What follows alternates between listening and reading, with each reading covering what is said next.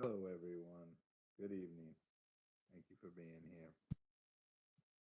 Tonight, we're going to finish reading chapter 2 and maybe get into a little bit of chapter 3. I want to thank you for your participation. Let's see. In chapter 2, we got to learn a little bit about Nobody, who they call Bod in the graveyard. He also met a friend, a little girl, and they had their first fight, I guess. And now he is talking about learning how to read and who the oldest person in the graveyard is. Let's get to it.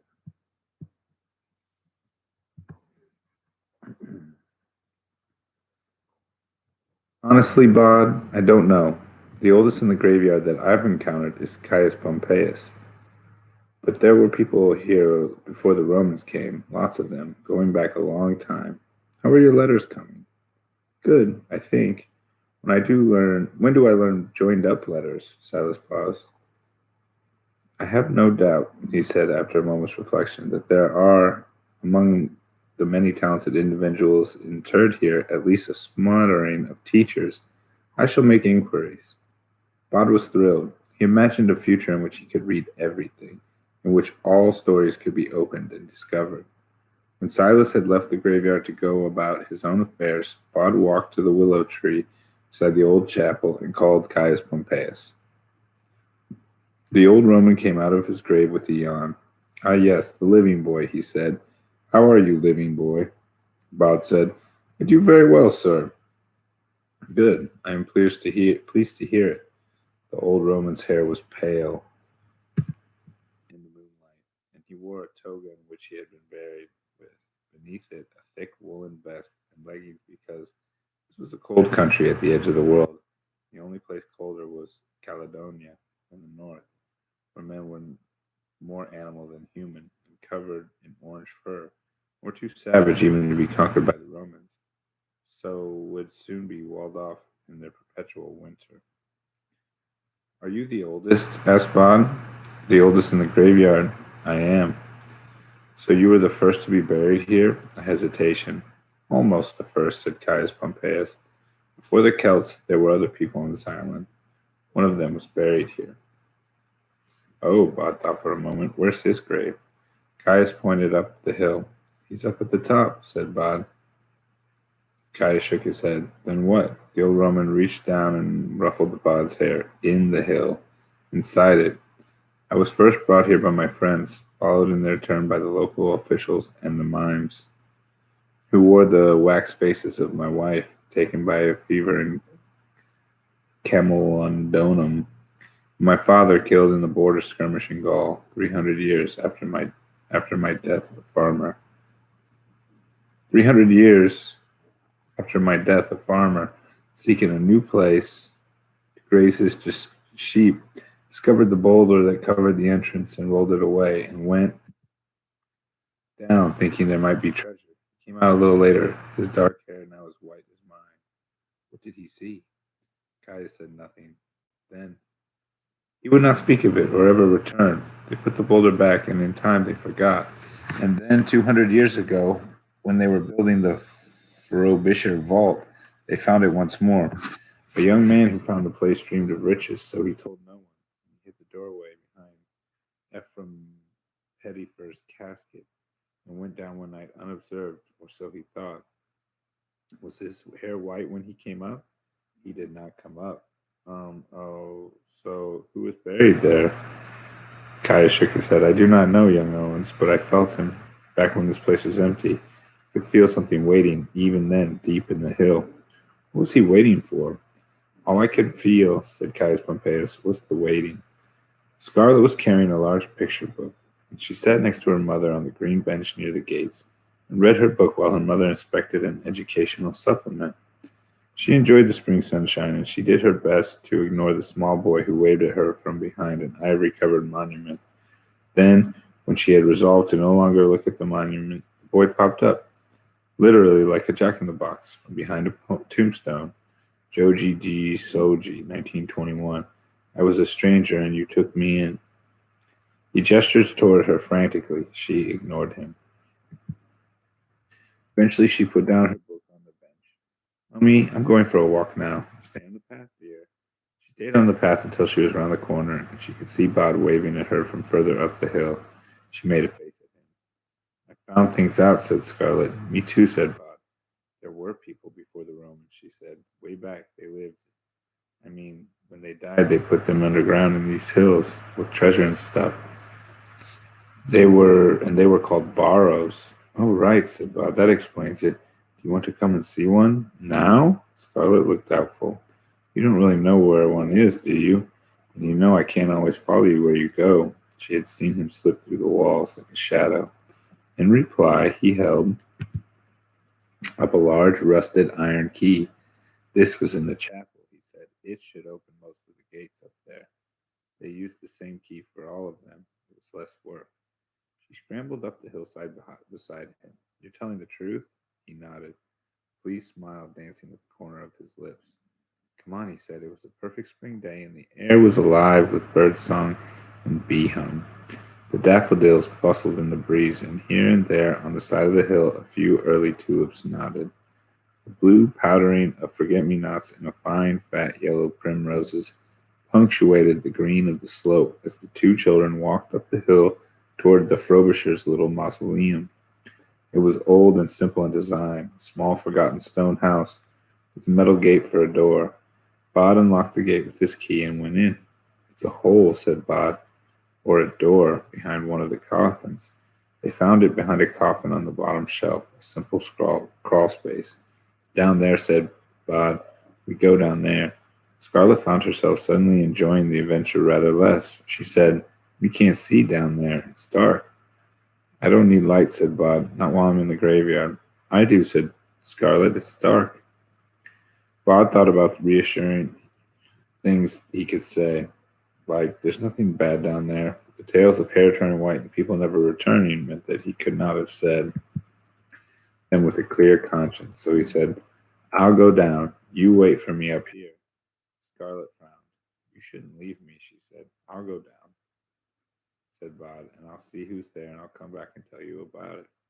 He turned to the opening, bent down, and clambered through on his hands and knees. He was in a space big enough to stand up in. He could see steps cut into the stone. I'm going down the steps now, he said. Did they go down a long way? I think so. If you held my hand and told me where I was walking, she said, then I could come with you, if you make sure I'm okay. Of course, said Bod, and before he finished speaking, the girl was coming through the hole on her hands and knees. You can stand up, Bod told her. He took her hand. The steps are just here. Just put your foot forward and you can find it. There. Now I'll go first. Can you really see? She asked. It's dark. It's dark, said Bob, but I can see. He began to lead Scarlet down the steps, deep into the hill, and to describe what he saw to her as they went. It's steps down, he said, made of stone. And there's stone all above us. Someone's made a painting on the wall. What kind of painting? A big hairy C is for cow, I think, with horns. Then something that's more like a pattern, like a big knot. It's sort of carved into the stone too, not just painted. See, he took her fingers and placed them onto the carved knotwork. I can feel it, she said. Now the steps were getting bigger. They were coming out into some kind of big room now, but the steps were still going. Don't move, okay? I'm now between you and the room. Keep your left hand on the wall. Kept going down. One more step, and we are on the rock floor, said Bod. It's a bit uneven. The room was small. There was a slab of stone on the ground, and a low hedge in one corner, some small objects on it. There were bones on the ground, very old bones indeed, although below, where the steps entered the room, Bart could see a crumpled corpse, dressed in remains of a long brown coat. The young man who had dreamed of riches, Bod decided. He must have slipped and fallen in the dark. Noise began all about them, a rustling slither like a snake twining through the dry leaves. Scarlet's grip on Bod's hand was harder. What's that? Do you see anything? No. Scarlet made a noise that was half gasp, half wail, and Bod saw something. He knew without asking that she could see it too. There was a light at the end of the room. In the light, a man came walking through the rock, and Bod heard Scarlet choking back a scream. The man looked well preserved. still like something that had been dead for a long while. His skin was painted, Bod thought, or tattooed, Scarlet thought, with purple designs and patterns. Round his neck hung a necklace of sharp, long teeth. I am the master of this place, said the figure, in words so ancient and guttural that they were scarcely words at all. I guard this place from all who would harm it. His eyes were huge in his head. Bod realized it was because he had circles drawn around them in purple, making his face look like an owl's. Who are you? Asked Bod. He squeezed Scarlet's hand as she said it. The indigo man did not seem to have heard the question. He looked at them fiercely. Leave this place, he said in words that Bod heard in his head, words that were also a guttural growl. Is he going to hurt us? Asked Scarlet. I don't think so, said Bod. Then to the indigo man he said, sorry.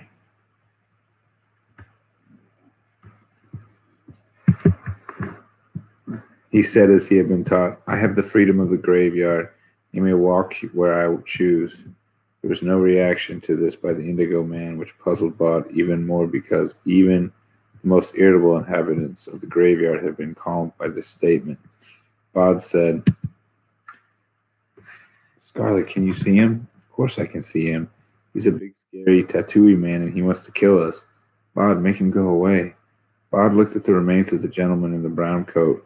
There was a lamp beside him, broken on the rocky floor. He ran away, said Bod aloud. He ran because he was scared, and he slipped, or he tripped on the stairs and fell. Who did? The man on the floor. Scarlet sounded irritated now, as well as puzzled and scared. What man on the floor? It's too dark. The only man I can see is the tattooey man. And then, as if to make quite sure that they knew that he was there, the indigo man threw back his head and let out a series of yodeling screams, a full-throated ululation that made Scarlet grip Bod's hand so tightly that her fingernails pressed into his flesh. Bod was no longer scared, though. I'm sorry I said they were imaginary, said Scarlet. I believe now they're real. The indigo man raised something over his head. It looked like a sharp stone blade. All who invade this place will die, he shouted in his guttural speech. Bod thought about the man whose hair had turned white after he had discovered the chamber. Now he would never return to the graveyard or speak of what he had seen. No, said Bod, I think you're right. I think this one is. Is what? Imaginary? Don't be stupid, said Scarlet. I can see it. Yes, said Bod, and you can't see dead people. He looked around the chamber. You can stop now, he said. We know it's not real. I will feast on your liver, screamed the indigo man. No, you won't, said Scarlet with a huge sigh. Bod's right. Then she said, I think maybe it's a scarecrow. What's a scarecrow? Asked Bod. It's a thing farmers put in the fields to scare crows. Why would they do that? Bod quite liked crows. He thought they were funny, and he liked the way they helped to keep the graveyard tidy. I don't know exactly. I'll ask Mummy. I saw one from a train and asked what it was. Crows think it's a real person. It's just a made-up thing that looks like a person, but it's not. It's just to scare the crows away. Bod looked around the chamber. He said, Whoever you are, it isn't working. It doesn't scare us. We know it isn't real. Just stop. The indigo man stopped. I walked over to the rock slab, and it lay down on it. Then it was gone. For Scarlet's chamber was once more swallowed by darkness. But in the darkness she could hear the twining sound again, getting louder and louder, as if something were circling the round room. Something said, We are the Sleer. The hairs on the back of Bod's neck began to prickle. The voice in his head was something very old and very dry, like the scraping of a dead twig against the window of the chapel. And it seemed to Bod there was more than one voice there, that they were talking in unison. Did you hear that? He asked Scarlet. I didn't hear anything, just the slithery noise. It made me feel strange, all prickly in my tummy, like something horrible is going to happen. Nothing horrible is going to happen, said Bod. Then to the chamber he said, What are you? We are the Sleer. We guard and we protect. What do you protect? The resting place of the Master. This is the holiest of all holy places, and it is guarded by the Sleer. "You can't touch us," said Bod. "All you can do is scare." The twinning voices sounded petulant. "Fear is the weapon of the sleer." Bod looked down at the edge. Are those the treasures of your master? An old brooch, a cup, a little stone knife? They don't look like much." "The sleer guards the treasures. The brooch, the goblet, the knife, we guard them for the master. When he returns, it comes back. It always comes back." "How many of you are there?" But the sleer said nothing. The inside of Bod's head felt as if it were filled with cobwebs, and he shook it, trying to clear it. Then he squeezed Scarlet's hand. "We should go," he said. He led her past the dead man in the brown coat, and honestly, thought Bod, if he hadn't got scared and fallen, the man would have been disappointed in his hunt for treasure. The treasures of 10,000 years ago were not the treasures of today. Bod led Scarlet carefully up the steps, through the hill, into the jutting black masonry of the Frobisher mausoleum. Late spring sunlight shone through the breaks in the masonry and through the barred door, shocking in its brightness, and Scarlet blinked and covered her eyes at the suddenness of the glare. Birds sang in the bushes, a bumblebee droned past. Everything was surprising in its normality. Bod pushed open the mausoleum door and then locked it again behind them. Scarlet's bright clothes were covered in grime and cobwebs, her face dark and hands were pale with dust. Further down the hill, somebody, quite a few somebodies, was shouting loudly, shouting frantically. Someone called, "Scarlet, Scarlet Perkins," and Scarlet said, "Yes, hello." Before she had and Bod had a chance to discuss what they had seen or talk about the Indigo Man, there was a woman in fluorescent yellow jacket with police on the back, demanding to know if she was okay and where she had been and if someone had tried to kidnap her. And then the woman was talking on a radio, letting them know that the child had been found.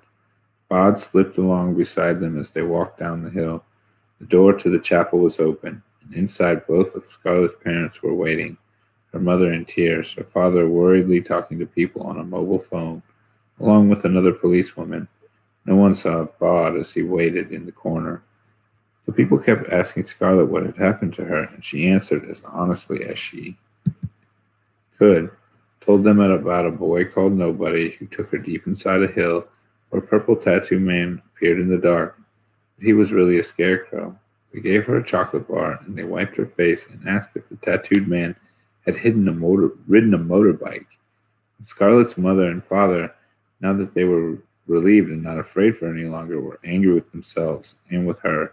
And they told each other that it was the other one's fault for letting the little girl play in the cemetery, even if it was a nature reserve, and that the world is a very dangerous place these days. And if you didn't keep your eyes on your children every second, you could not imagine the awful things that they would be plunged into, especially a child like Scarlett. Scarlett's mother began sobbing, which made Scarlett cry. And one of the policewomen got into an argument with Scarlett's father, who tried to tell her that he, as a taxpayer, paid her wages, and she told him that she was a taxpayer too and probably paid his wages. While Bod sat in the shadows in the corner of the chapel, unseen by anyone, not even Scarlett, and watched and listened until he could take no more. It was twilight in the graveyard by now. Silas came and found Bod up near the amphitheater, looking out over the town. He stood beside the boy and said nothing, which was his way. "It wasn't her fault," said Bod. "It was mine, and now she's in trouble." "Where did you take her?" asked Silas. "Into the middle of the hill to see the oldest grave.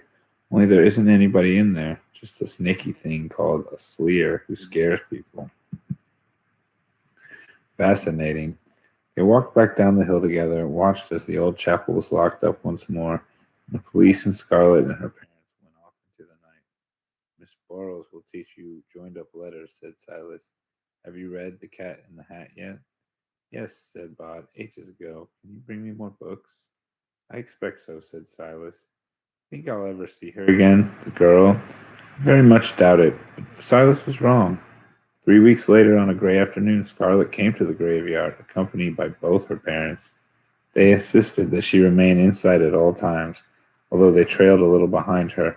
Scarlett's mother occasionally exclaimed about how morbid this all was, and how fine and good it was, that they would soon be leaving it behind forever. When Scarlett's parents began to talk to each other, Bod said, "Hello." "Hi," said Scarlett very quietly. "I didn't think I'd see you again. I told them I wouldn't go with them. I wouldn't go with them unless they brought me back here one last time." "Go where?" "Scotland. There's a university there for Dad to teach particle physics." They walked on the path together, a small girl in a bright orange anorak and a small boy in a gray winding sheet. "Scotland a long way away?" "Yes," she said. "Oh, I hope you'd be here to say goodbye." "I'm always here. But aren't you? But you aren't dead, are you? Nobody Owens?" "Of course not." "Well, you can't stay here all your life, can you? One day you'll grow up, and then you will have to go and live in the outside world." He shook his head. "It's not safe for me out there." "Who says?" "Silas, my family, everybody." She was silent. Her father called, "Scarlett, come on, love. Time to go. You've had your last trip to the graveyard. Now let's go home." Scarlett said to Bod, "You're brave. You're the bravest person I know, and you are my friend. I don't care if you are imaginary." And she fled down the path back to the way they had come, to her parents and to the world. Oh, that's the end of chapter 2. It makes me sad. It is a good story. It makes me sad that they're friends and now they can't be together. I think I'm gonna stop it there. Pick up chapter 3 tomorrow and maybe finish it on Friday. But this story is good. It's scary. There's a lot of stuff I don't understand, but I want to find out. Who is Silas? Why can he leave the graveyard? Who is the Sleer? Who's the master of the Sleer? Who's trying to kill Bod? There's a lot of questions, and we're going to keep reading to find the answers. Thanks for tuning in. Appreciate you. I'll see you guys tomorrow. Get your assignments done if you can. Take care of yourselves and each other, and keep reading. Good night.